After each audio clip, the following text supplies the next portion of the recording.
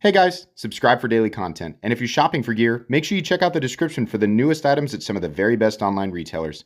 There's also links for some of the items that I personally recommend. Thanks! What's going on YouTube? Metal Complex here, and today I've got a short little knife review slash knife overview to share with you guys. This is the Kizer and Jacob Lundquist Banish button lock folding knife.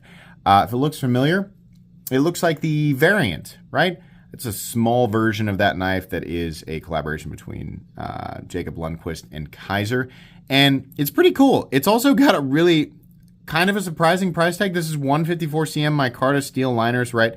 But $45 from Kizer. That's pretty cool. Now it's on the smaller side. You have to really want a smaller knife, but honestly, right there, just like if it's just materials that matter to you, then it's already there. I got a couple of things I want to talk about with the design, but overall it is a good knife. So I'll link it right down in the description. You guys can check it out if you want to. It does help my channel when you use those links, but that's entirely up to you. Thanks so much to Kizer for sending this knife in for me to take a look at. Thanks to my patrons for supporting me, and please make sure to follow me on Instagram at metal_complex. Let's go ahead and get some quick specs here. Overall length of the variant coming in at just shy of 5.5 inches, 5.35 cutting edge. I'm sorry, blade length 2.35 cutting edge, 2 1/8. How about some size comparisons? There is no reason to put it up against the AD10, but I'm going to anyway, just be out of what's the word that I'm looking for? Tradition? Yeah. Any custom scales you find in this section can be found down in the description under Original Goat and others. So up against the 8010 and 8020.5. It's obviously a small knife. Let's put it up against a knife that matches it a little bit better in size. If you're familiar with the Civivi Baby Banter, it's actually very similar in overall length to the Baby Banter, but it has more cutting edge because it doesn't have the big forward choil there. So interesting. Anyways, back to the same size comparisons we usually do up against the PM2 and the Para 3. Where is it? There it is. There you go. Substantially smaller, though it is funny that it even kind of comes close to the cutting edge of the Para 3. And then finally, let's put it up against the Benchmade Griptilianer, in this case the Ritter Hogue and the Hogue Deca. How's the action on this knife? So this is what I usually really don't like about little tiny knives. I don't like having to use two hands to open my knife. I've gotten used to manual folding knives that can be opened with one hand, and that's how I like to open knives. I like to keep my other hand free. This knife outside of the opening hole is surprisingly easy, despite being very small, surprisingly easy to manipulate. It is a front flipper. It's got the hole there and can be used to do the reverse flick, and then you can wheel it out, which is probably the best way to use your thumb, and you can flick it out if you get it exactly right, but usually little tiny knives are kind of tricky and you're more likely to throw it than deploy it correctly. But this one, not bad at all. It does run on bearings, and I think it's really more we owe this ease of manipulation to the design of this knife, the positioning of the opening hole, and where your hands naturally fall before you deploy a knife like this. So for a tiny knife, the action and I guess ease of manipulation is very good, and the action is also very good. You know, Kizer knows how to make a button lock. So compared to a full-size knife with the similar setup, in my opinion, the full-size knife is going to work better for most adults using pocket knives that have, generally speaking, you know, similar hands to mine, right? But for a tiny knife, I think the action and manipulation is very good. Carry profile thickness up against the Spyderco Para 3, it's about as thick. Length and height up against the PM2 and Para 3. This is where it's so small you might forget it's in your pocket. It's way smaller than the PM2 or Para 3. It's nowhere near as tall, right? So it is actually small enough to where you might actually, you know, forget about it. So pay attention to that for sure. Weight. Materials, we're looking at 154 cm micarta, steel liners, steel standoffs, and a steel pocket clip. The weight is coming in unsurprisingly at 2.19 ounces. We've got roughly the same amount of blade here, so the ratios are definitely good. Balance is actually quite a ways back of the pivot, but it's so small that it's really hard to notice or consistently notice. Or it's not going to be a factor that really changes anything throughout the day. Let's go ahead and do a hardware check. I'll get out my tools. As per usual, my tools are very inexpensive and very recommendable. You can find them right down in the section of my description that talks about the tools I use on this channel.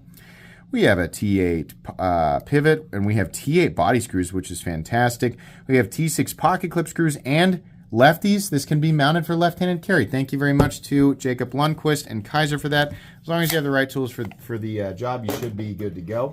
Let's go ahead and measure blade stock thickness here real quick.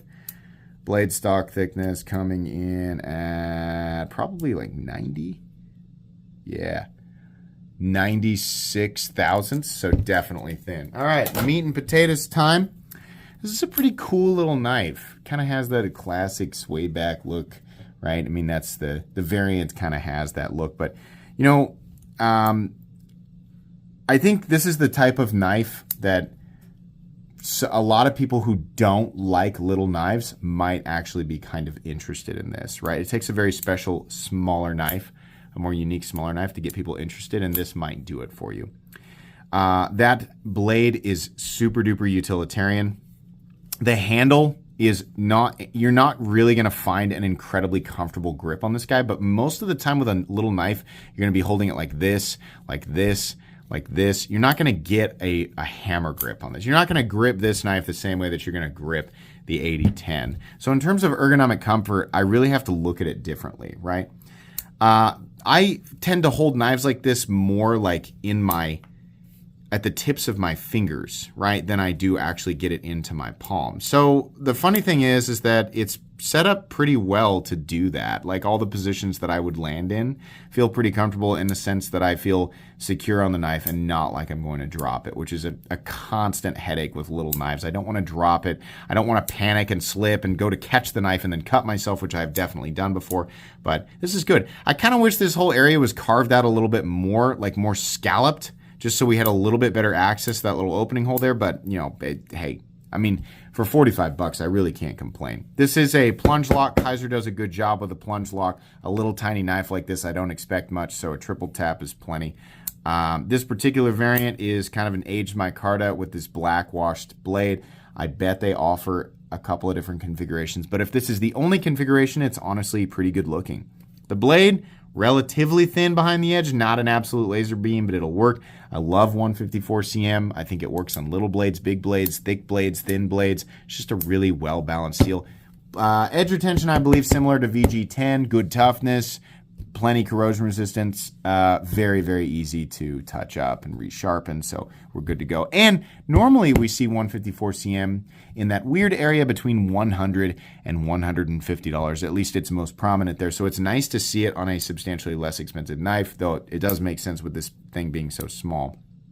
The knife is made in China. Most people know that. If you didn't know that, Kizer knives made in China, but they do a really good job.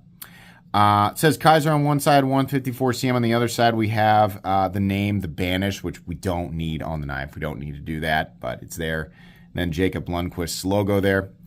The plunge lock has very little travel and is recessed in the closed position. That's great. Very unlikely you're going to accidentally push that button and disengage the knife during normal use, right? Lefties, watch out a little bit because it lands on the pads of your hands. If your pocket clips over here and you're using it with the left hand, you might watch out a little bit more. Outside of that, it should be just fine. No lanyard hole, but it doesn't need one. We've got a couple of standoffs here. Like I said, reversible clip. The clip is fine, and I don't really ever find myself gripping it like this, so I don't really care where the bill is, but except for, you know, in terms of like how it interacts with my pocket, and it does a great job. In and out, just fine, holds on, deep enough, it's good to go. We have a stop pin located in its traditional position. Plenty of shouldering, no blade play up, down, left or right, no lock stick, no pivot lash, plenty consistent in here. And honestly, with the plunge lock acting as the detent, it's pretty good. Not bad at all. This guy, yeah, looks perfectly centered to me and no detent lash. It's 45 bucks. It's cool. It's a more interesting small knife, right? So if you're in the market for a small knife, or maybe you're not 100% sure you need one, you're just like not really a small knife person, but you've been maybe, you know, you're like, well, if the right knife comes along, I think this might be the one that does it for some people. I love carrying this guy when I'm traveling. I carry a small knife when I'm traveling because I don't have to worry. I don't want to worry about, is this knife legal from this state to this state, right? I live in Kansas, so my starting point, I'm always fine, but I always worry if I'm really traveling, you know, a long ways, like in a vehicle, I don't want to have to screw around with it and end up in an area where they don't like bigger knives or automatic knives, and that's what I've got on me. So I usually travel with a smaller knife, and this one might, be just fidgety enough and just fun enough and designy enough for people who normally carry larger and more exotic knives. I guess it might do the trick and still be okay in a legal sense. Or maybe you just are in the market for a smaller knife because of your occupation, or you just want to try one out, right? I mean, this one might be the one to go with. It's really good for $45.